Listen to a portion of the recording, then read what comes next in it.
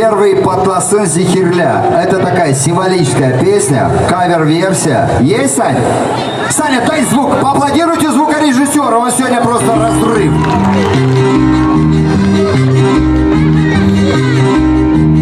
Ben dökerim, cansız yaşamarım. Hepsi zorluklara cuva vermeye utanmarım. Bizim bu yaşamak benzetir havaya. Kapatıyor kimseler severim oynama. Hem yönü bekleyin, lesin bekledikçe dur. Karşı çıkanlara lesin, karşı çıkın. Tellerini gökten, aşlar serbest bir can. Yine için alayım kemal mı? Ülkeden zikirler patlasın. Canın ateşte yansınlar. Kavrul! Yansın can, yansın can, sesin can, uçsun can, nem konuşulsun kanarlar. Как настроение?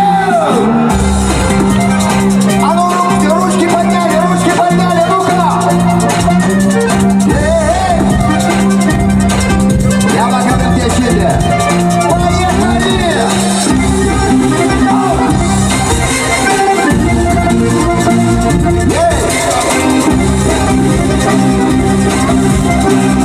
Сейчас молодежь подтянет.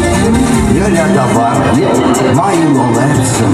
Açak duygularını sen açıklarsın. Gözlerinde ateş hem dayılarda sak. Sen nece olursan sevdada ya. Canım pek sevinim açakları. Sevdiğinin ağzına hem bakımdan uçlarım. Benim kapatlarım göresimler gökten. Siz görününce ben severim oynama. Ülkeden zehirler patlasın. Canın ateşte yansınlar.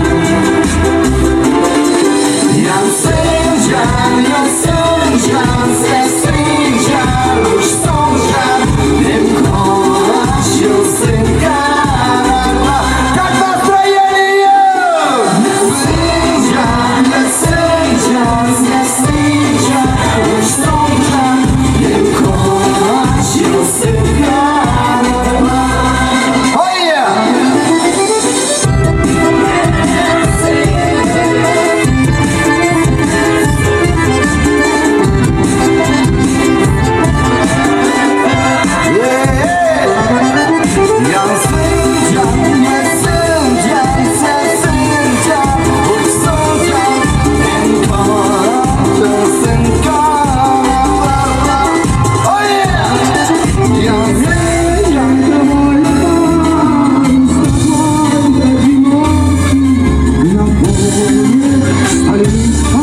А вот теперь молодежь сюда потянется. А ну-ка, малыши, я так понимаю, вы сейчас со мной подкачаете. Отлично.